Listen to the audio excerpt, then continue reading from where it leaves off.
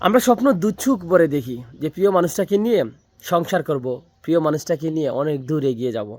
কিন্তু সবসময় সব স্বপ্ন সত্য হয় না। কারণ আপনার কপালে কী আছে এক আল্লাহ ছাড়া কেউ বলতে পারবে না। আমাদের চাওয়ার ধরন একরকম থাকে, আমরা পেয়ে থাকি অন্যরকম। মানুষ অনেক সময় যা চায় তা পেয়ে যায়, আবার অনেকেই আছে যা চায় তা পায় না, তার ধারে কাছেও যেতে পারে না।